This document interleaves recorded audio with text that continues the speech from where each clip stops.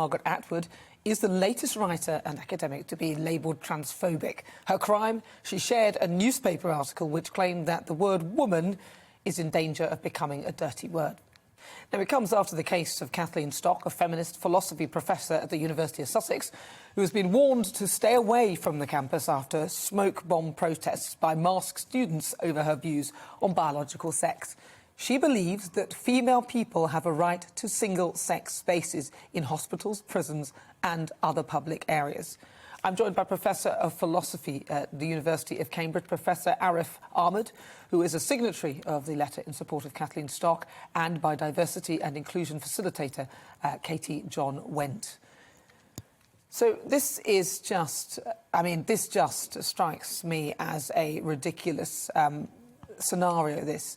So can you talk to me why, first of all, this topic needs to be discussed? I shall start. Whoever wants to go first.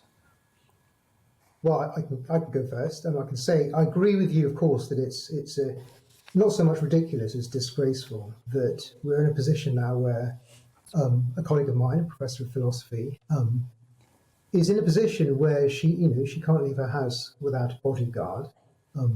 She's got CCTV cameras on her front door, and she's got a special number to call the police. Yeah. Because she's perfectly legally expressed views that are held by, I would say, the large majority of people in this country. And it's a disgrace that it's come to this.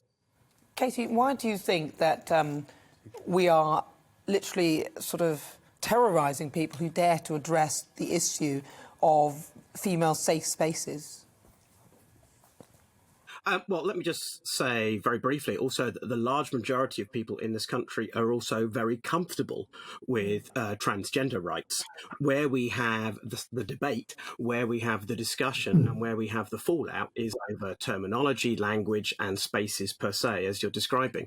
And personally, I actually think we need to have the debate and the discussion, but it needs to be one that isn't so fractious and febrile with the amount of polarised and hate-filled views. The degree to which people get piled on social media from both sides does happen. And I'm not going to deny the things that you do see read out or on placards by trans activists, and some of the things that are said on Twitter and social media by other sides in this. One of the dilemmas, I do think, is that we are scared now of discussion and debate. And as someone who went to university 3 decades ago, I feel it is something that isn't necessarily the case on campuses anymore. It is no longer a place for discussion. I think the pastoral, the safety aspect of role that universities now have has taken over from the academic discursive role, and they need to get back into some kind of balance. Katie, can you understand why women might want female-only spaces? Are you talking to me? Yes. Yes. Sorry. I was actually posing it to Katie, but I will come back to you, Professor. Sorry. Yeah. No, I do understand it. The fear around it is, though, to a degree, an aspect of monstering and othering, and the whole kind of the same thing that we had 40 years ago, the homosexual panic within male loos. And now we're having the transgender panic within, say, female loos. And in fact, I've never had a problem in female toilets. The only toilet I've been asked to leave was a male toilet. And I know plenty of people who aren't trans who, because of the whole scare factor around this now, people who aren't trans who've been also challenged in a female toilet. So, if it comes back down to toilets all the time, I think it's a false issue. When we're talking about refuges, when we're talking about prisons, then that's a debate. Yes, we can and should have. Nobody who has a history of sexual violence should be in a women's prison if they were born male. And I have no problem with making sure that, and firmly standing against that. It would be quite difficult to sort of divide those sort of things because it's a specific thing that you're calling a female-only space. Professor Arif, what do you think of this? What do we need to do? Because this is, it seems to be getting absurd. There are so many different layers to this now. A woman gets in trouble for calling herself a woman and acknowledging that a trans woman isn't a woman biologically. And I'm lost as to where we go with this. What are your thoughts? Well, the first thing that needs to happen, I think, is for universities to do immediately what Sussex has now finally done, which is to say categorically that there's no question at all of ever firing someone for stating legal views in the course of their job. Other than that, and I wanted to pick up on a couple of things that Katie said, because I do broadly agree with her comments.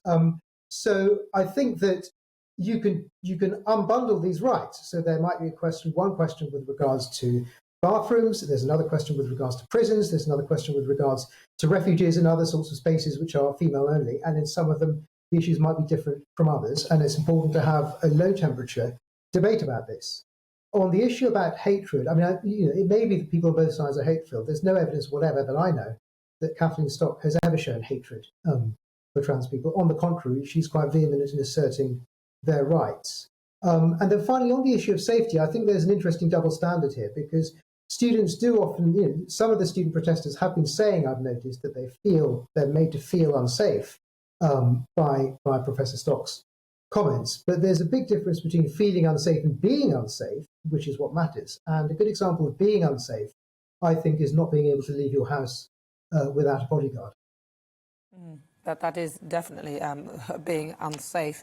I'm just concerned that this whole thing of kind of vilifying people for expressing their view and being suddenly labelled as transphobic, it doesn't feel right, Katie, that if you express a view, for example, that just to express a view, yet that person clearly isn't transphobic, however the label is placed on them. And this is a very disconcerting development, this. Yeah, and I do think that is a way of shutting down debate. And I think that to have a debate is quite different to just immediately labelling something or someone as transphobic. I think ideas need to be discussed. Something which is transphobic is when you start attacking an individual who is trans, as opposed to discussing and challenging concepts of sex and gender. And I think it's important to note that Kathleen Stock has said that she stands by the Gender Recognition Act as it stands, although she has signed a declaration equally that has suggested that they would like to see removal of gender recognition acts around the world. So there's a little bit of conflict there. But the point is, though, standing up for the Gender Recognition Act and standing up for the Equality Act means actually recognising that sex is a protected characteristic, that gender reassignment and all the steps towards it is also a protected characteristic. And so is belief a protected characteristic, and as has been shown in law recently, that includes gender-critical beliefs. So all three of them are protected under the Equality Act, and we've got to find a way for all three of those to sit together in society today and have discussions about where they intersect, in the same way that we've had discussions as to where religion and, say, sexuality have intersected in the past.